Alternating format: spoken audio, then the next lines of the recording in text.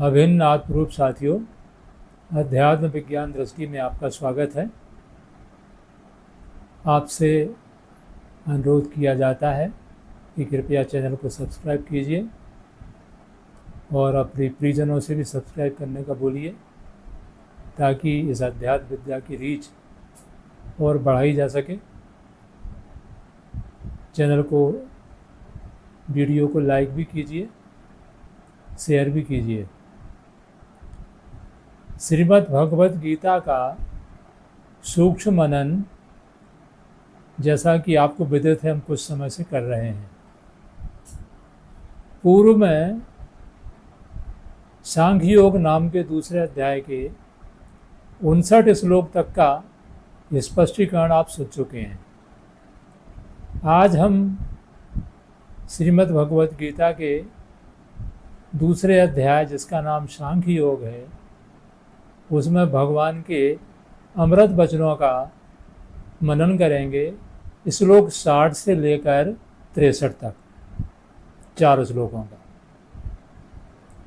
श्लोक नंबर 60 है, यत्तो ही अपि कौन्तेय पुरुषस्य विपश्चितः इंद्रियाणि प्रमाथीनि हरन्ति प्रसवं मनः। प्रयत्न करने वाले विद्वान का भी हटा दिए, इंद्रियां बलवान पार्थ खींचे मन निजार्थ में।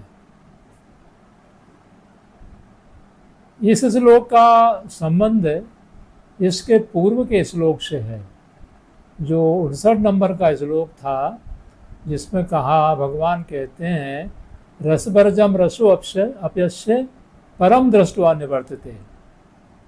स्थिर धी का भीतरी राग आत्मनिश्चय से मिले। जब इंद्रियां अपना आहार ग्रहण करना छोड़ देती हैं, हर इंद्रिय का अपना आहार होता है। कान से शब्द सुनते हैं, जिह्वा से रस या स्वाद लेते हैं, आँखों से रूप देखते हैं। तो जब ये इन विषयों को ग्रहण करना बंद कर देते हैं, तो ऐसा लगता है कि पुरुष निर्विषय हो गया, जबकि ये केवल बाहरी दृष्टि से होता है, पर अंदर जो है वो राग बना ही रहता है, आसक्ति बनी ही रहती है। अंदर का राग मिटाने के लिए, अंदर की आसक्ति दूर करने के लिए आत्मनिश्चय आवश्यक है। तो जो स्थिर, जिसकी बुद्धि स्थिरता को प्राप्त हो गई है ज्ञान विज्ञान में, उसका जो भीतरी राग है वो आत्मनिश्चय से मिट जाता है। तो यहाँ अगले श्लोक जो नंबर 60 है, उसमें जो कहा है कि यत्तो ही अपि कौन्तेय पुरुषस्य विपश्चिता इंद्रियाणि प्रमाथीनि हरन्ति प्रसवं मनः।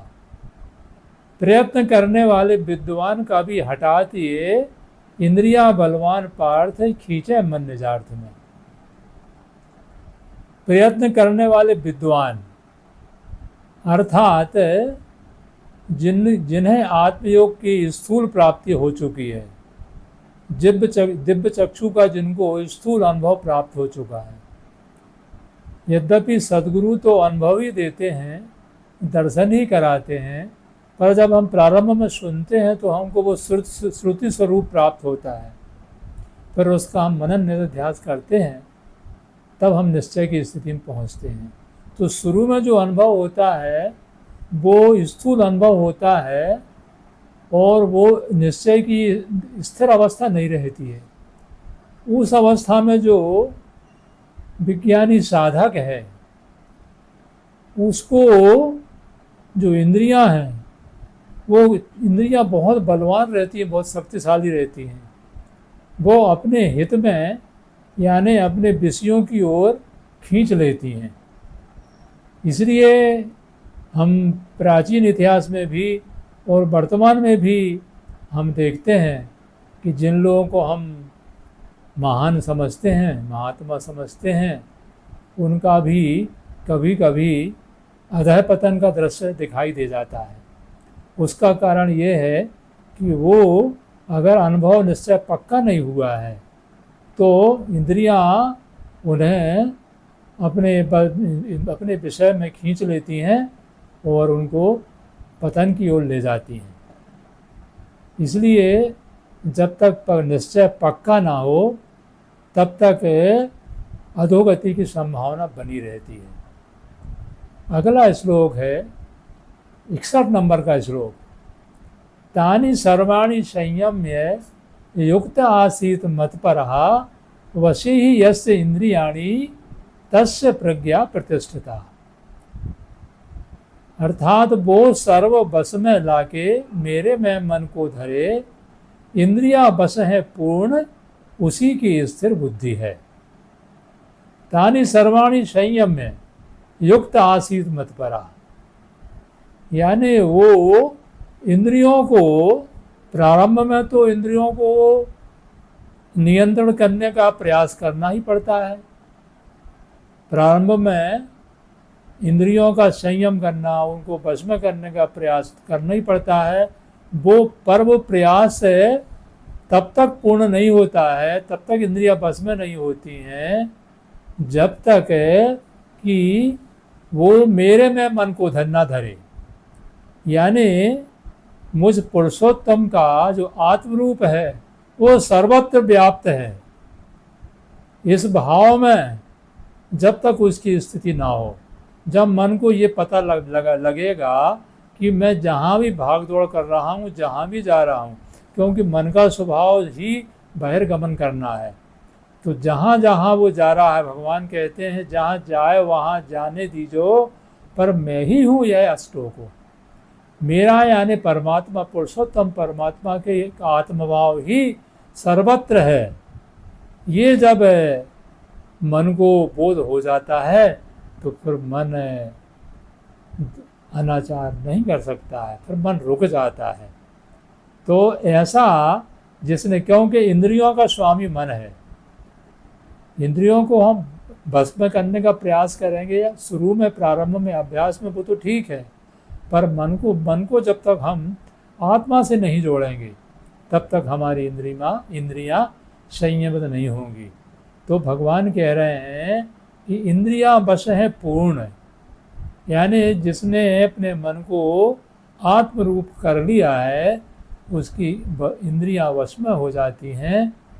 ऐसी जिसकी स्थिति हो गई है उसको स्थित प्रज्ञ कहते हैं। वो स्थिर बुद्धि वाला पुरुष है, यानी उसकी बुद्धि ज्ञान में स्थिरता को प्राप्त हो गई है। अब अगले 2 श्लोक हैं 62 और 63। ये आपस में जुड़े हुए हैं और पूर्ण अवतार भगवान श्री कृष्ण के जो वचन हैं उनको बहुत विचारने की आवश्यकता है। इन 2 श्लोकों को अगर मनुष्य समझ ले, देश के लोग, दुनिया के लोग समझ लें, तो देश दुनिया के बहुत सारे अपराध छूट सकते हैं, कम हो सकते हैं, अपराधों से बचाव हो सकता है। पहले हम इन श्लोकों का पाठ करते हैं। भगवान कहते हैं ध्यायतो विषयान पुंसः संगः तेषु उपजायते, संगात संजायते कामः, कामात् क्रोधाभिजायते, क्रोधात् भवति सम्मोहः, सम्मोहात् स्मृति विभ्रमः, स्मृति भंशात् बुद्धिनाशो, और बुद्धिनाशात् प्रणश्यति।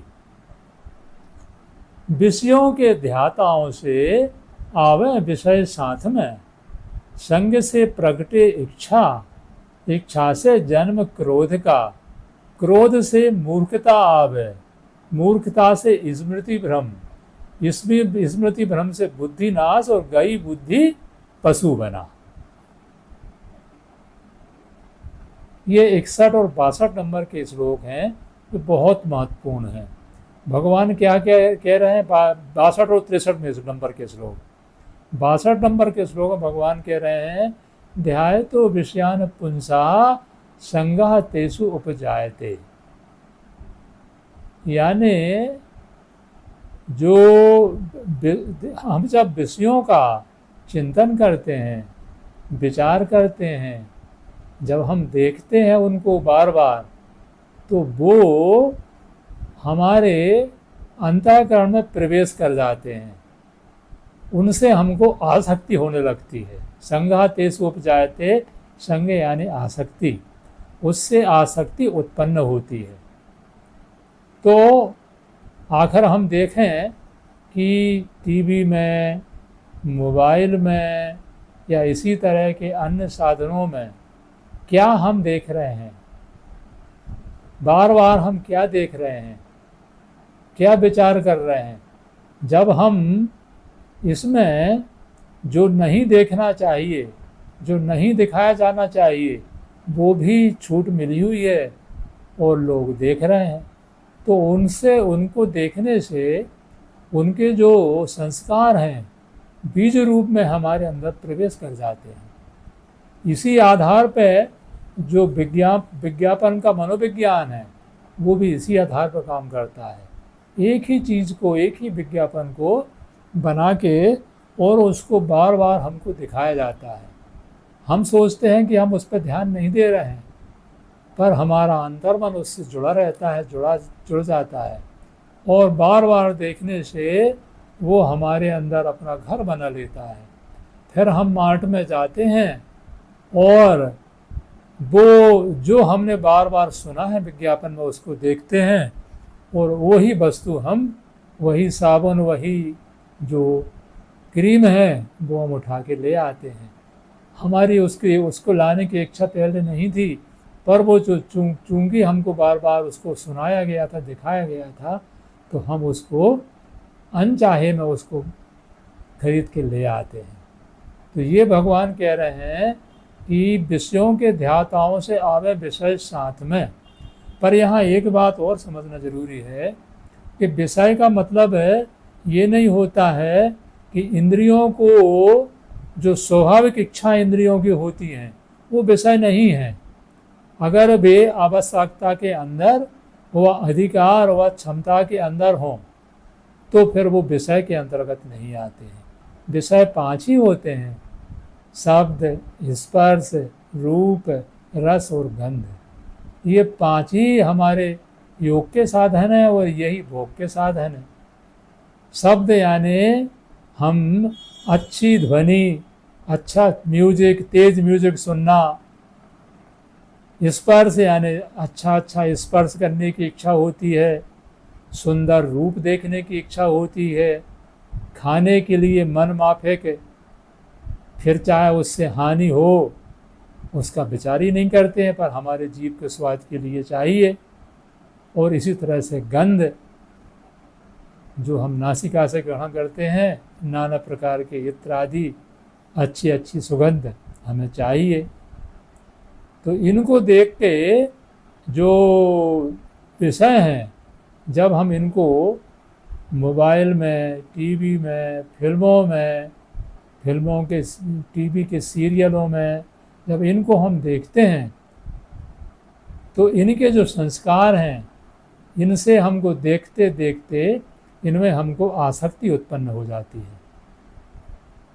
क्या भगवान ने कहा कि संगात संजायते कामः। जब हमको आसक्ति उत्पन्न हो गई तो आसक्ति से फिर हमारे अंदर इच्छा प्रकट होती है, यानी संगात संजायते कामः। इच्छा प्रकट हो गई, तो इच्छा पूर्ति का हम प्रयत्न करेंगे, चाहे व्यक्ति के संबंध में हो, चाहे वस्तु के संबंध में हो। उदाहरण के लिए जैसे मोबाइल की आजकल सबको आवश्यकता है, मोबाइल सबके पास होना चाहिए, वो तो ठीक है, पर हमने मोबाइल का, हमने बहुत विज्ञापन देखा कि 3 लाख का, 4 लाख का, 2 लाख का आईफोन है। तो हम पिताजी को साथ लेकर गए कि हमको मोबाइल चाहिए। उन्होंने कहा मोबाइल ले लो भाई, ये मोबाइल नहीं, हमें तो आईफोन लेना है, क्योंकि आईफोन के बारे में हमने बड़ा सुन रखा था, देख रखा था। तो पिताजी ने कहा कि भाई ये 10-15 हज़ार का फ़ोन है, ये फ़ोन तो 2 लाख का आता है, 3 लाख का आता है, कम से कम 1 लाख का आता है, और इसमें ऐसी क्या विशेषता है, सारा काम फ़ोन तो सुनने के लिए है। तो चूंकि हमारी एक इच्छा उसी फ़ोन को लेने की थी, क्योंकि हमारी उसको संगात संजायते कामा, इच्छा पैदा हो गई थी, उससे हमको आसक्ति हो गई थी। तो जब पिताजी ने उसमें बाधा डाली तो हमें क्रोध आ गया। संजात संजायते कामा कामात क्रोधा भी जायते, यानी संग से प्रकटे इच्छा, इच्छा से जन्म क्रोध का। क्योंकि हम जो चीज़ पाना चाह रहे हैं उसमें किसी ने बाधा डाली, अरे क्या है आप तो बस कुछ भी हमारी इच्छा पूर्ति नहीं करते हो, हमेशा ही आप ऐसे ही टाल मटोल करते रहते हो, तो वो क्रोध आ गया हमको, हमने कुछ का कुछ। जब क्रोध आया तो आगे भगवान क्या कहते हैं, अब ये देखिए गीता की बातें जो 5000 साल पहले कही गई थी पर आज कितनी व्यवहारिक हैं। संगात संजायते कामा कामात क्रोधा भी जायते, क्रोधाति भवति सम्मोहा, सम्मोहात स्मृति भ्रमा, स्मृति भ्रंशात बुद्धिनाश। विषयों के ध्याताओं से आवे विषय साथ में, संग से प्रकटे इच्छा, इच्छा से जन्म क्रोध का। अब हमारी इच्छा पूर्ति में पिताजी ने बाधा डाली तो हमको क्रोध आ गया। क्रोध से मूर्खता आवे। क्या आ गई मूर्खता? कि क्रोध से आ गई मूर्खता, तो हम ये भूल गए कि ये हमारे बुजुर्ग हैं, हमारे कोई सम्मानी हैं, पति हैं या पत्नी हैं या दादा हैं या दादी हैं, बुजुर्ग हैं, इनका हमको सम्मान, हमने उनके लिए अपशब्दों का प्रयोग कर दिया। क्यों? क्योंकि क्रोध से आती मूर्खता। मूर्खता से क्या होता है? स्मृति भ्रम। स्मृति भ्रम का मतलब होता है कि हम जो पवित्र रिश्ता था, जो हमारे अंदर सम्मान की भावना थी, वो विस्मृत हो गई। क्यों? क्रोध जब आता है तो क्रोध से विवेक नष्ट हो जाता है, क्रोध से मूर्खता आवे, मूर्खता से स्मृति भ्रम। जब स्मृति भ्रम हो गया हमें तो रिश्ता भूल गए हम। और ये हम देखते हैं कि जो माता पिता बच्चों को कितना कष्ट सह के पालते हैं, उसकी कल्पना हम नहीं कर सकते हैं। जब हम अपने बच्चों का पालन पोषण करेंगे तब हमको समझ में आएगा कि कैसे कैसे बच्चों को बड़ा किया जाता है। पर हम चूँकि हमारी उम्र बड़ी हो गई, हम बालिग हो गए और शक्तिशाली भी हो गए, और हमारे जो बुजुर्ग हैं वो कमज़ोर हो गए अर्थ की दृष्टि से, शरीर की दृष्टि से, तो हम क्रोध के कारण, मूर्खता अविवेक के कारण हमने वो उन शब्दों का प्रयोग कर दिया जो हमें नहीं करना था। क्यों किया? वो संगात संजाते कामा कामात क्रोध, संग से प्रकटे इच्छा, इच्छा से जन्म क्रोध का, क्रोध से मूर्खता आवे, मूर्खता से स्मृति भ्रम यानी अविवेक, भ्रम से बुद्धि का नाश, और गई बुद्धि पशु बना। यानी अगर हमारी बुद्धि का नाश हो गया, विवेक नष्ट हो गया, तो फिर हम जो आचरण कर रहे हैं, जो हम हमारे सम्मानीय जनों का अपमान कर रहे हैं, उनके लिए अपशब्दों का प्रयोग कर रहे हैं, यानी हमारा जो पाशविक पशुवत विवेकहीन घोर अनैतिकता का व्यवहार, वो दृश्य हमारे द्वारा दिख गया। और ये समाज में आज सब जगह ये दृश्य दिख रहा है, और उस कारण से जीवन अशांति को प्राप्त हो रहा है। तो अगर गीता के इन दोनों श्लोकों का हम बार बार विचार करेंगे, हम हिंदी में फिर से बता देते हैं कि विषयों के ध्याताओं से आवे विषय साथ में, संग से प्रकटे इच्छा, इच्छा से जन्म क्रोध का, क्रोध से मूर्खता आवे, मूर्खता से स्मृति भ्रम, स्मृति भ्रम से बुद्धि नाश, गई बुद्धि पशु बना।